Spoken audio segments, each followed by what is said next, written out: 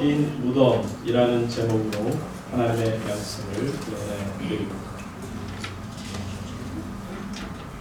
1997년에 이탈리아 토리노의 대성당이 불이 난 적이 있습니다. 그냥 불난 게 아니라 온 성당이 다 타버리는 일이 있었죠. 아마 여러분도 기억하실 터인데 2019년에는 노트르담 프랑스 파리에 있는 그 대성당이 또 불이 나서 안타깝게도 많은 것을 잃어버리고 태워진 것을 봅니다. 이처럼 지난 교회 역사상 2000년 역사상의 많은 교회들 예배당들이 불에 타는 경우를 우리가 볼 수가 있는데, 물론 때로는 그것이 실수로 누전으로, 지금 이탈리 토리노 성당 같은 경우는 누전으로 이렇게 된 것이고요, 또 다른 사람들의 이교도들의 방화로 이어져서 불이 나는 경우도 종종 있음을 합니다. 그래서 예배당 화재 자체가 그렇게 대수롭다라고 할 수는 없지만 어쨌든 특별한 것도 아닐 수가 있는데, 그런데 왜 토리노 대성당의 화재가 온 세상 사람들에게 집중적으로 뉴스로 보도가 되었는가 하면은, 바로 이 토리노 대성당에는 예수님의 수의가 거기에 저장되어 있기 때문에 그렇습니다. 여러분도 아시는 것처럼 예수님의 수의라고 하는 것은 예수님이 돌아가시고 난 다음에 그 시신을 감쌌던 세마포죠. 이제 옆으로 펼치면은 한 1m, 한 7cm 정도 되고요. 그리고 길이로는 한 2m, 또 한 40cm 정도 되는 그런 세마포, 천에 불과합니다. 그런데 이 세마포를 사람들이 얼마나 소중하게 여겼는지를 보는 것은, 그 토리노 대성당에 나서 성당이 다 전수하게 될 때 이 소방대원들이 목숨을 걸고 뛰어들어가서 방화 유리로 이제 장착되어 있던 그 수위를 깨트려서 결국은 그것을 무사히 방출해내는 것을 볼 수가 있었습니다. 전에도 여러분들이 아시겠지만 프랑스에 있는 한 잡지사에서 사람들에게, 특별히 세계의 저명 인사 100명에게 물었습니다. 세계 최대의 보물이 무엇이라고 생각합니까? 그럴 때 놀랍게도 1등이 바로 이 예수님의 수위가 뽑혔죠. 그리고 다음 2번이 바로 여러분 잘 아는 밀로의 비너스입니다.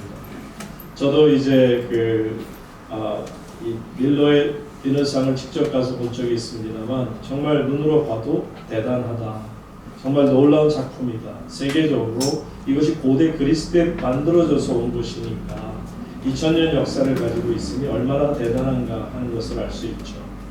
그런데 불구하고 그 밀러의 비너스보다도 이 토리노 대성당의 그 보잘것없는 세마포, 그것을 세계 최고의 보물로 꼽은 까닭은 여러분도 아시는 것처럼 바로 예수 그리스도의 부활을 증거할 수 있는 가장 결정적인 증거품이기 때문에 그렇다는 것입니다.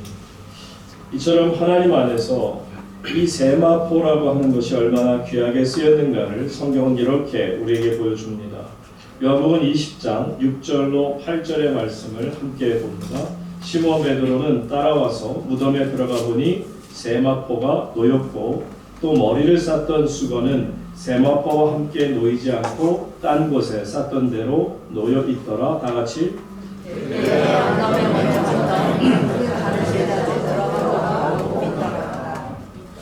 안식 후 첫날 새벽 미명에 예수님의 시체가 없어졌다는 여인들의 말을 들은 베드로와 또 한 명의 제자인 요한이 예수님의 무덤으로 뛰어가서 보았을 때 보면 다른 거 하나도 없이 예수님이 그 무덤에 계시지 않고 무엇만이 남았느냐면 세마포와 예수님 십자가 그 가시관을 쓰심으로 인해서 피투성이 됐던 그 머리를 감쌌던 수건만이 잘 포개져서 그 위에 있었다라는 겁니다.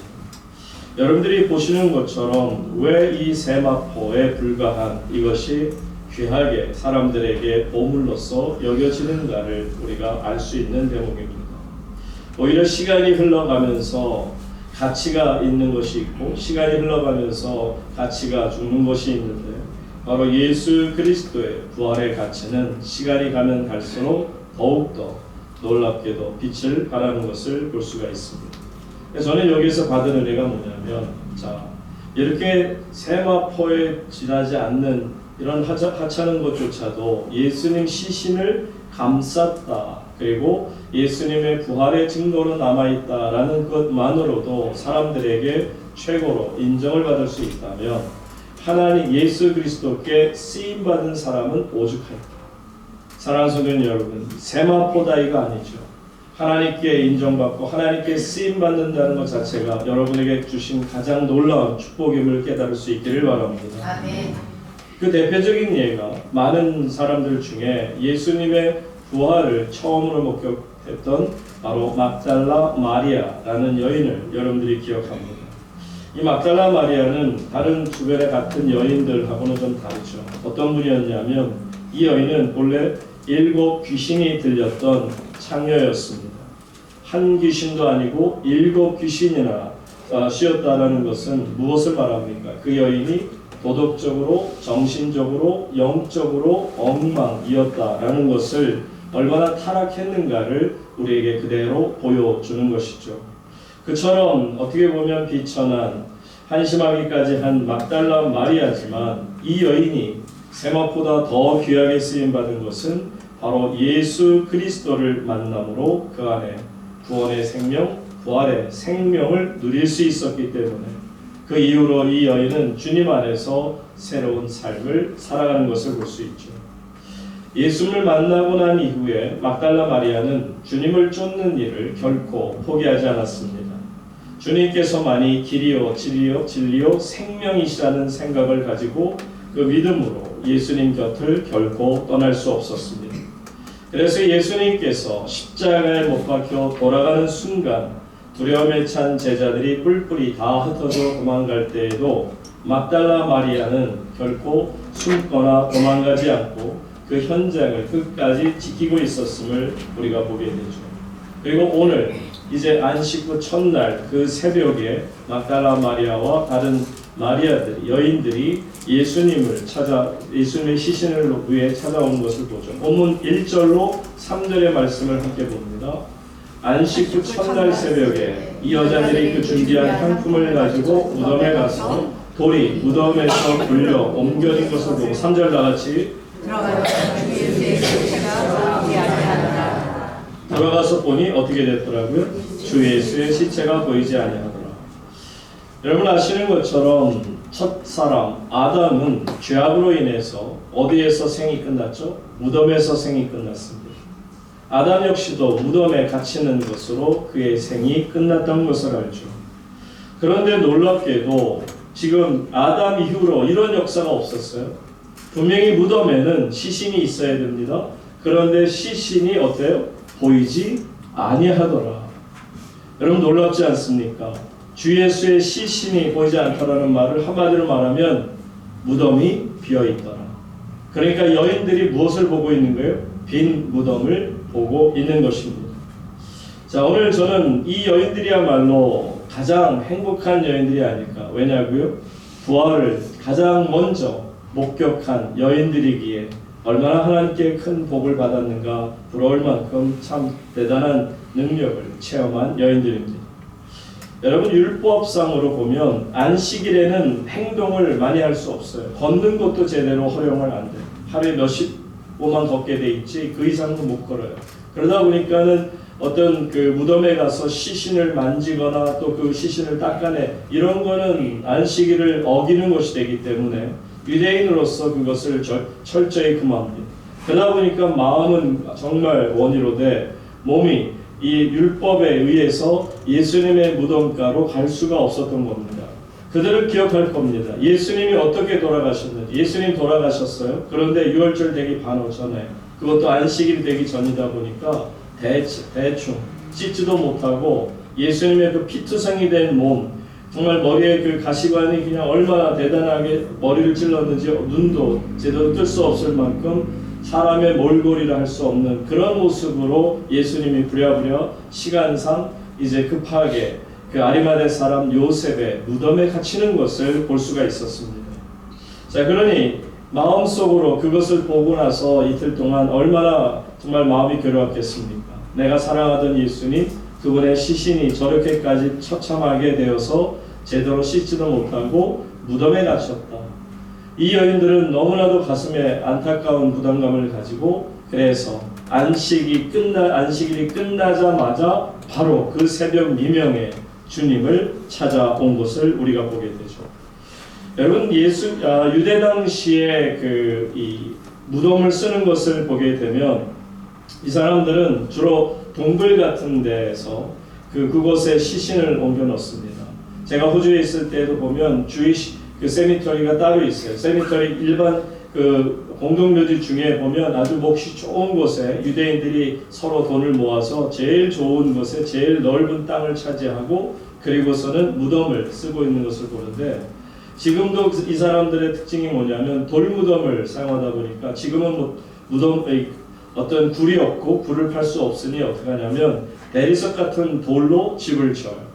그래서 집 모양의 지고 들어가 보면 양쪽으로 한 4칸 정도, 앞으로 해서 4칸, 한 12개 정도의 시신을 놓을 수 있는 그런 장치를 하고 한 가정이, 한 패밀리가 그것을 돈 주고 사는 것을 볼 수 있습니다. 그러니까 지금도 이 사람들의 무덤을 쓰는 방법은 돌무덤을 쓰는 것을 보죠.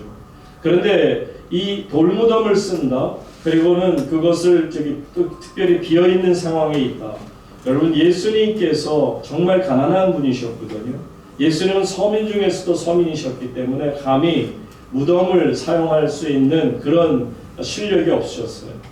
누구의 무덤입니까? 바로 예수님께 선한 영향력을 받았던 아리마대 사람, 아주 큰 부자인 요셉이라는 사람이 자신의 무덤을 쓸 그 패밀리인데, 가족이 써야 될 아무도 아직 사용하지 않은 그런 무덤을 주었다는 것은 정말 상상을 초월할 일이 되는 거죠. 왜냐하면 이 당시에 가난한 사람들은요, 어떻게 무덤을 썼냐면 그냥 흙을 팝니다. 우리 식으로는 아니고 봉을 만드는 건 아니고요.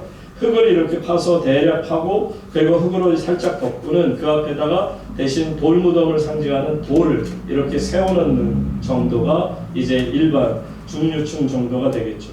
그런데 중산층 정도가 그렇다면 가난한 사람들은 어떻게 하느냐? 쓸 곳이 없어요.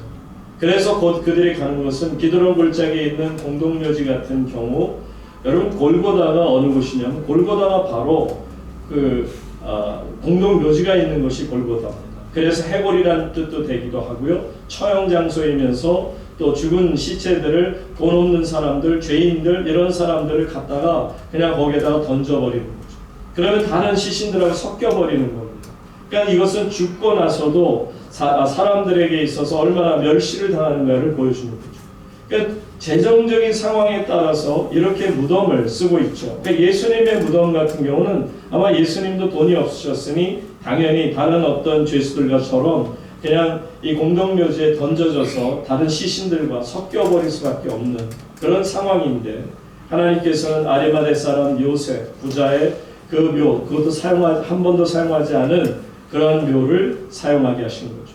돌 무덤이 되고요. 그 앞에 큰 돌을 막아 서게 되는 것을 보게 됩니다. 자, 이처럼 예수 그리스도께서 이 돌무덤에 갇힌 여러 가지 이유 중에 하나는 바로 이 여인들을 위한 것일 수도 있다라는 깨달음을 갖습니다. 왜냐하면 만약에 여러분들 그 흙으로 살짝 덮어놨더라면 이 여인들이 가서 흙을 뒤집다가 거기에 큰 문제가 생길 수도 있고요. 그리고 또한 이제 그 다른 죄수들과 더불어서 공동묘지에 던져졌으면 다른 시신들과 섞여서 찾는 것도 사실은 쉬운 일이 아닙니다. 여러 가지 어려운 일이 있었을 터인데 이 여인들이 돌무덤을 기억하고 그 아리마대 사람 그 요셉의 돌무덤으로 찾아간 것을 보게 됩니다. 그런데 정작 그곳에서 놀라운 일이 벌어진 겁니다. 돌무덤에 돌이, 그 입구를 막고 있던 큰 돌이 사라지게 되고 그 안으로 들어가 보니 주 예수의 시체가 어떻게 해요? 보이지 않더라. 여러분, 이때 사람들의 심정이 어땠을까? 말씀드린 것처럼 이 여인들은 한마음이에요. 주님을 너무 사랑하기 때문에 그 비참하게 제대로 몸도 씻지 못하고 그래서 향품을 가지고 가서 닦아내는, 혹시 여러분 가운데 염을 해보신 분이 계십니까? 제가 살을 살려서 보니까 하나님이 저를 목사를 만들려고 하셨는지 제가 어린 나이에 염을, 친구의 죽음을 보고 이제 그 친구의 옷을 벗기고 저희 목사님께서 이 집도하시는 가운데 제가 그 말씀 따라서 다른 친구 둘이서 그 시신의 옷을 벗기고 알코올로 구석구석을 다 닦아내고 그리고 솜으로 있는 구멍을 다 막았던 그 기억이 있습니다. 보통 사람들이 염을 하는 경우를 보지도 못하지만 직접 경험한 사람들이 없다라는 것을 보면 하나님께 저에게 주신 또 기회가 될 수 있었는데요. 여러분 아마 이 여인들은 지금 그런 심정일 거예요. 가서 피를 다 닦아내고 그리고 깨끗하게 만든 상황에서 예수님의 시신을 두기를 원했을 것입니다. 근데 여러분 보시는 것처럼 이 여인들이 누가 정말 가게 되면 돌의 돌을 굴러줄까라는 생각으로 갔었는데 들어가 보니 주 예수의 시체가 아예 없다라는 놀라운 것을 보게 됩니다. 이 일로 인해서 이 여인들이 보세요. 4절 보니까 이로 인하여 뭐 할 때? 근심했다. 그러니까 이 일로 근심한 거예요. 예수님의 시체가 없어지고 빈 무덤이라는 것 자체가 이 여인들에게는 근심거리가 되지 않을 수가 없어요. 사실 여기 누가복음에서는 그냥 근심할 때 정도로만 표현되지만 이 같은 장면을 여러분들이 다른 복음서에서 보면 요한복음 20장 11절 보세요. 나중에 다시 돌아옵니다. 11절 보니까 마리아는 무덤 밖에 서서 뭐하고 있더니 울고 있더니 울면서 구부려 무덤 안을 들여다보니 여러분 운다라는 것은 이때 헬라어 단어가 클레이오라는 단어를 쓰고 있는데요. 이 클레이오라는 것은 그냥 슬퍼서 속으로 흐느껴 오는 정도의 그런 울음이 아니라 이것은 목을 놓아 통곡하며 아주 그냥 비명을 지르듯한 그런 큰 소리를 내서 웃는 그 장면을 말하죠. 그러니까 다시 4절로 돌아가서 보세요. 이 예수님의 시신 빈 무덤을 볼 때 이로 인하여 근심하였더라. 크게 슬퍼하여 크게 정말 애통하며 소리를 질렀더라 라고 말하고 있습니다. 이른 새벽 정말 모든 사람들이 이 여인의 울부짖는 소리를 들을 정도로 큰 소리로 막달라 마리아는 눈물을 터뜨리고 있음을 우리가 보게 되죠. 어쩌면 막달라 마리아는 평생 친구도 있었을까? 또 직업이 창녀였고 귀신 들린 사람이었는데 그 주변에 누가 가깝게 하려고 하는 사람이 있었을까? 아마 지금까지 예수님을 만나기 전까지는 사회로부터 버림받은 인생이었을 것을 우리는 충분히 짐작해 봅니다. 그러니까 이러한 여인이 정말 얼마나 애절하게 우는지 오직 유일하게 만난 예수 그리스도 그분이 돌아가심을 보고 울부짖는 그 애곡을 하는 소리를 우리가 듣게 됩니다. 왜 울고 있나요? 다른 거 아니에요. 예수님의 시신이 없어졌어요. 무덤이 비어 있었어요. 그렇다면 여러분 한번 여러분 스스로 이 시간 질문을 던져볼 수 있기를 바랍니다. 어떤 질문이냐면 만약에 그날 새벽에 여인들이 막달라 마리아를 비롯해서 여인들이 예수님의 시신이 있는 무덤 속에 들어갔을 때 예수님의 시신이 그 자리에 그냥 있었다면 어땠을까? 아마 이렇게까지 통곡을 하진 않았을 거예요. 물론 울긴 했겠죠. 그러면서도 예수님의 시신을 이렇게 닦아 드리면서 너무 우리 주님 너무너무 정말 안타깝다. 이렇게 귀한 분이 이렇게 처참하게 돌아가시다니 하면서 예수님의 몸 구석구석을 제가 영할 때 정말 친구의 몸 구석구석을 닦는 것처럼 아주 깨끗하게 구석구석을 다 닦아내지 않았을까요? 그런 큰 슬픔은 있었지만 이제 그 시신을 닦아내고 돌아갈 때에는 어떤 마음이었을까요? 그래도 내가 내 사랑하는 주님을 위해서 무엇인가를 했다는 보람감 정도, 보람을 느끼는 정도는 되지 않을까요? 그런데 보세요. 지금 그런 보람을 느낄 수가 없어요. 왜요? 시신 자체가 없어진 거예요. 그러니 얼마나 두렵고 근심하며 애통하는지를 한번 보시기 바랍니다. 그런데 여기서 우리가 깨달을 수 있는 것은 만약에 이날 새벽에 이 여인들의 통곡 소리가, 애곡 소리가 들리지 않았더라면 여러분 어떤 일이 벌어진지 아세요? 인류는 소망도 없이 죽음을 이길 수 있는 방법도 없이 사망 권세에 눌려서 지금까지 끌려오고 있었을 겁니다. 무덤 속에 시체로 누워있는 예수 그리스도가 그 자리에 계셨더라면 여러분 예수님은 영원한 길이요 진리요 생명이 될 수 없었던 겁니다. 그래서 신학자 중에 렌스키라는 분이 이런 말을 합니다. 막달라 마리아는 예수님의 시신이 없어진 까닭에 울었으나 만약에 그날 예수님의 시신이 무덤 속에 있었더라면 그녀와 우리는 영원히 울게 되었을 것이다.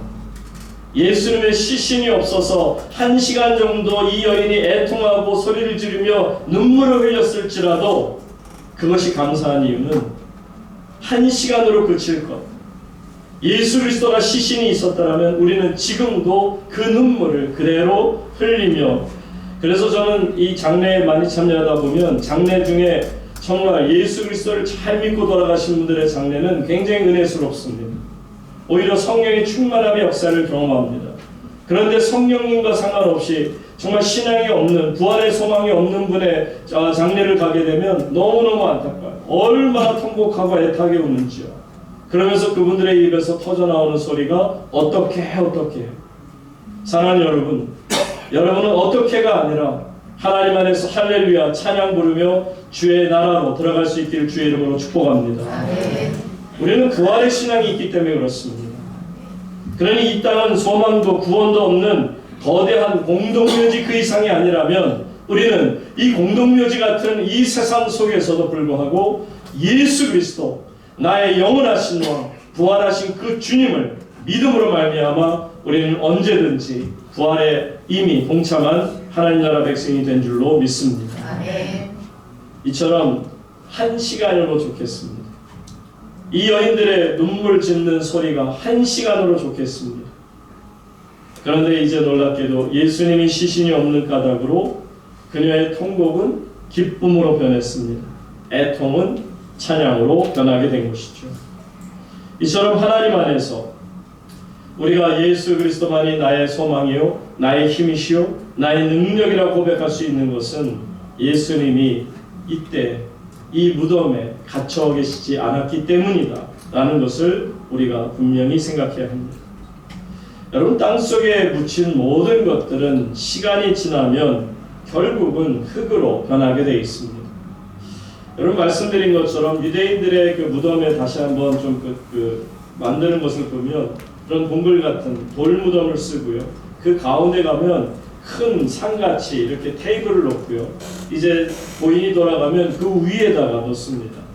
그리고는 이제 세마파로 싸서 그 위에다 놓는데 어느 정도 시간이 지나서 가보면 이제 시신이 다 녹아내렸고, 그리고 나면 뼈를 추스러서 이런 유골함에다 넣고, 그래서는 이제 왼쪽이든 오른쪽이든 이 앞에 삼각으로 이렇게 돼 있는 왼쪽 오른쪽 바로 들어가 문 열고 들어가면서 바로 마주보는 이제 그런 곳에다가 그것을 잘 보관하는 것이죠. 자, 그런데 지금 보시는 것처럼 이렇게 그 무덤을 사용하고 있음에도 불구하고 이 무덤 자체가 그 안에서 보면 모든 것들이 깨끗하게 사라지는 것을 보는 거죠. 여러분들 중일전쟁 때 중국하고 일본이 이제 그 2차 세계대전 때 전쟁을 벌이게 될 때 얼마나 어처구니 없이 일본군이 중국을 쳐들어갑니다. 그냥 파죽지세로 들어가서 얼마나 많은 중국 사람들이 죽었는지, 그 당시에 거의 1000만 명에 가까운 중국인들이 죽습니다. 거기에 비해서 일본군은 50만 명 미만으로밖에는 죽지 않았다라는 기록이 있습니다. 어쨌든 그렇게 어려움을 당하게 될 때 중국 사람들이 뭐라 그랬냐면, 이거 뭐가 잘못돼도 한참 잘못됐다. 저 섬나라 저런 변방에 있는 자들이 어떻게 이 본토 중국을 이렇게까지 유린할 수 있는 것이냐. 그러다 보니까 사람들이 이구동성했던 얘기가 아무래도 옛 공자의 무덤을 우리가 잘못 썼나 보다, 아니면 거기에 문제가 있나 보다. 실제적으로 그래서 사람들이, 학자들이 그 공자의 무덤을 이제 파헤치게 됐는데 거기에서 발견한 것은 딱 하나밖에 없다. 두개골 하나랍니다. 여러분, 아무리 성현이면 뭐하고 정말 세상에서 가장 뛰어난 사람이면 뭐하겠습니까? 사망이라고 하는 것은 이처럼 모든 것을 다 빼앗아가는 것을 우리에게 분명히 보여주고 있는데, 여러분, 모든 것을 다 빼앗긴다고 생각해 보세요. 근데 여러분, 문제가 뭐냐면 죽음이라는 것이 얼마나 두려운 것입니까? 죽음 자체만을 보면 죽음 자체는 우리를 무섭게 할 수 있어요. 그런데 죽음을 알 뿐 죽음에 대한 대처법이 없다면 이것처럼 비참한 존재는 없어요. 여러분, 동물들은 모릅니다. 자기가 죽는지도 몰라요. 그리고 차라리 죽는 게 낫지 않을까요? 인간들 중에 죽음을 알고 그러고서는 죽음을 맞이하면 그 얼마나 두렵겠느냐. 차라리 이 죽음에 대한 해결책도 없이 그냥 두려움만 갖고 죽는다면 그 사람처럼 불쌍한 사람은 없을 겁니다. 그런데 우리에게는 이 죽음을 이기는 방법을 이미 우리는 알고 있습니다. 바로 그 죽음, 사망을 무릎 꿇게 하는 분이 계심을 알죠. 누굽니까? 예수 그리스도이신 줄로 믿습니다. 이분이 바로 부활하신 예수 그리스도십니다. 자, 여인들이 이렇게 예수님의 시체가 없이 정말 그 비어있는 무덤을 보며 그 자체로 근심하게 될 때, 그때 문득 찬란한 옷을 입은 두 사람이 곁에 섰는데, 천사들입니다. 두 천사가 있는데 5절 보세요. 5절 6절 다 같이 읽습니다. 시작.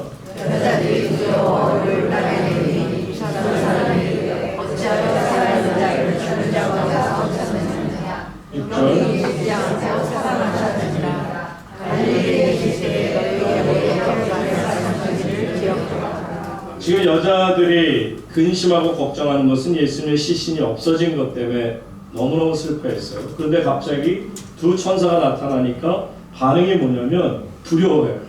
두려워서 어떻게 했다? 얼굴을 땅에 대니 그때 두 천사가 이르되 어째서 살아있는 자를 죽은 자 가운데서 찾고 있느냐라고 말씀하고 있는 거죠. 여러분 여기에서 보게 되면 천사들과 우리의 관계가 이런 것 같아요. 이 땅에 살고 있는 저나 여러분이 만약에 지금 천사들을 만난다 그러면 어떨까요? 두렵지 않을 사람 별로 없을 것 같아요. 왜냐하면 천사들의 모습이라는 게 어떤 것인지 여긴 지금 자세한 모습은 안 나오잖아요. 이 똑같은 장면이 마태복음 28장에 보면 이 두 천사의 모양을 이렇게 설명합니다. 큰 지진이 나며 주의 천사가 하늘로부터 내려와 돌을 굴려내고 그 위에 앉아요. 자, 여기까지는 보는데 그 형상이 뭐와 같고?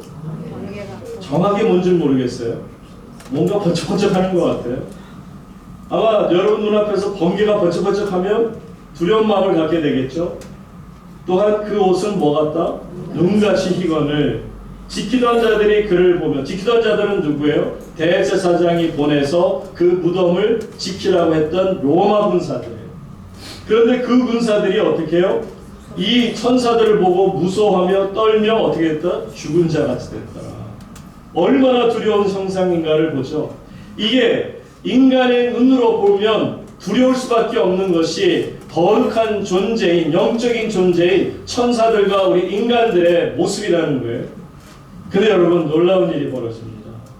저와 여러분이 이처럼 지금 여인들도 순간적으로 이 두 천사를 보고 두려운 마음에 코가 그냥 납작하도록 엎드러지는 모습이 있었는데, 여러분 우리가 천사를 섬기는 자일까요? 아닙니다. 천사가 오히려 우리를 섬기는 존재인 것을 깨닫기를 바랍니다. 어떻게 그런 일이 나타나는 줄 아세요? 바로 우리는 예수 그리스도와 같은 모습. 자, 고린도후서 3장 18절 보세요. 천사들이 오히려 우리를 보고 두렵다기보다는 우리를 섬기는 자가 된다는 것이 이런 겁니다. 우리가 다 수건을 벗은 얼굴로 거울을 보는 것 같이 우리가 이제 하나님 나라에서 부활의 영광에 임하게 되면 주님의 영광을 보는 것처럼 내 모습이 그대로 나타나요. 여러분의 모습이 거울로 볼 때 누구의 영광과 같더라? 주님의 영광과 같더라. 그와 같은 형상으로 변화하였어요. 영광에서 영광에 이르니 곧 주의 영으로 말미암습니다. 사랑하는 성도님 여러분, 오늘 부활의 아침에 여러분의 모습이 바로 천사도 흠모할 만한 부활의 주님의 모습인 것을 여러분 믿으시기 바랍니다. 그러니 누가 누구를 섬겨야 돼요?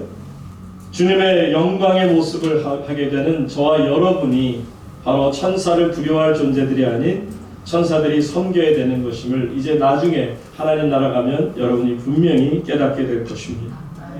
이처럼 그 천사들이 다시 본문으로 돌아가서 5절 6절 보시게 되면 본문에서 다시 천사들이 뭐라 그럽니까? 왜 살아계신 분을 죽은 자 가운데 찾고 있냐? 여기 계시지 않고 살아나셨느냐? 그러면서 하는 말씀이 이미 예수님께서 갈릴리에 계실 때 너희에게 어떻게 말씀하셨는가를 기억하라. 이미 예수님께서 약속하신 바 바로 그 말씀을 기억하게 되면 예수님께서 주신 말씀을 우리가 갖게 되면 아, 예수님 부활하셨구나 라는 것을 알게 되는 거죠. 사랑하는 성도님 여러분, 말씀드린 것처럼 로마서에 보게 되면 죽음은 인류의 왕노릇한다라는 표현을 쓴 적이 있어요. 인류의 왕노릇하는 것처럼 모든 인류를 지배하는 것이 죽음, 사망이라는 권세입니다. 그러니 이 죽음의 지배 앞에서 거절할 수 있는 사람은 단 한 사람도 없었습니다. 아담 이후 그 어떤 사람도 죽음에 대해서 say no 할 수 있는 사람은 없었어요. 그저 끌려갈 수밖에 없었습니다. 그래서 여러분 보시는 것처럼 모든 사람이 죽습니다. 저와 여러분도 죽습니다. 그런데 이 죽음에서는 예외일 수는 없지만 놀랍게도 죽음에 대한 해답은 가지고 있습니다. 저에게도 이 죽음에 대한 해답이 있고 여러분에게도 해답이 있는 줄로 압니다. 바로 그것이 뭐죠? 예수님이 선포하신 겁니다. 나는 부활이요 생명이니 나를 믿는 자는 죽어도 살겠고 살아서 믿는 자는 어떻게 해요? 영원히 죽지 아니하리라. 이것을 네가 믿느냐 물으십니다. 사랑하는 오물교회 성도님 여러분, 죽음에 대한 완전한 해답을 우리는 가지고 있습니다. 오늘 이 부활의 아침에 우리는 분명히 부활이요 라고 고백할 수 있습니다. 근데 여러분들이 보통 이 부활이라는 것을 잘 믿기가 어려운 것 같아요. 왜냐하면 이성적으로, 경험적으로, 상식적으로, 합리적인 어떤 사고의 틀에서 볼 때 부활 사건은 초자연적인 사건이다 보니 이게 선뜻 내가 받아들이기가 쉽지 않을 수가 있습니다. 사실 보세요. 예수님을 믿고 사랑하는 막달라 마리아를 비롯한 여인들도 처음에는 예수님 시신이 없어졌을 때 와 부활하셨다 라고 믿었나요? 아니잖아요. 슬퍼했잖아요. 근심했잖아요. 예수님 시신이 그 무덤에 없으셔서 그래서는 살아나셨음에도 그걸 믿지 못했으니 두려운 마음에 근심, 걱정하면 애통하고 곡을 했던 거 아니겠습니까? 한마디로 그 여인들에게는 아직까지 부활신앙을 갖지 못했어요. 여러분 부활신앙을 갖게 되려면 어떻게 부활신앙이 있는 줄 아세요?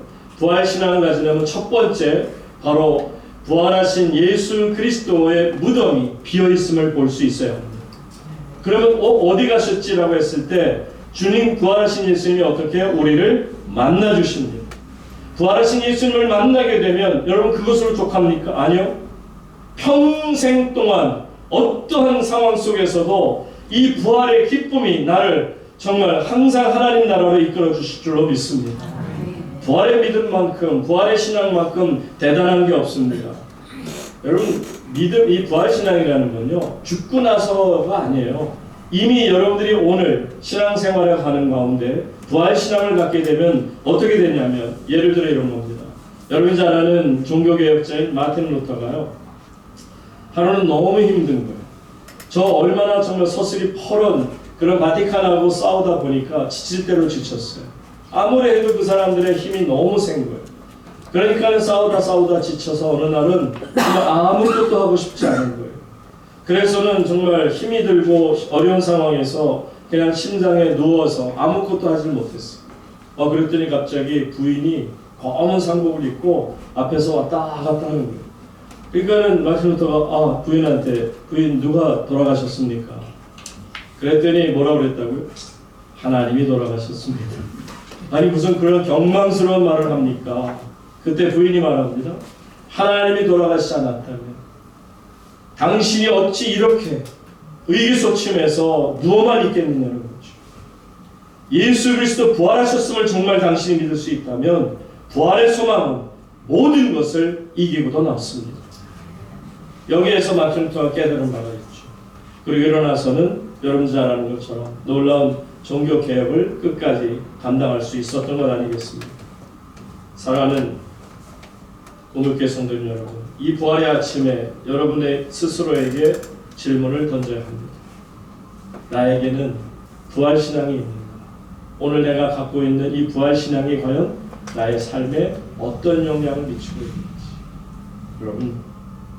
여러분 묻고 있던 모든 죄와 사망의 권세가 바로 예수 그리스도 부활, 그것을 믿는 우리들 가운데 놀라운 역사가 나타나게 될 줄 믿습니다.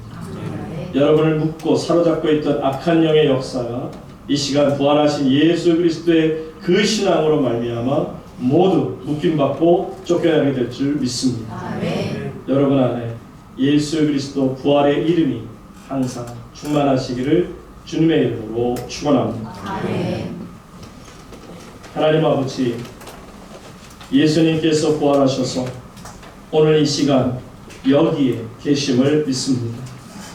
두려움에 떠는 여인들에게 평안의 메시지, 곧 부활의 메시지를 천사들이 전할 때 저들 모두가 기쁨으로 가득 차는 것을 보며 하나님 간절히 소망하옵기는 우리 우물교회 모든 성도들에게도 그러한 부활의 기쁨을 이 시간 허락하여 주시기를 원합니다. 우리 모두가 부활의 증인이 되게 하여 주시옵소서. 그저 머리로만 예수님을 믿지 않게 하옵소서. 가슴으로 믿고 체험으로 예수님을 알게 하시고 예수님의 음성을 직접 듣게 하시고 예수 그리스도의 부활의 능력을 직접 체험하게 하여 주시옵소서. 부활하신 예수님의 이름으로 기도하옵나이다.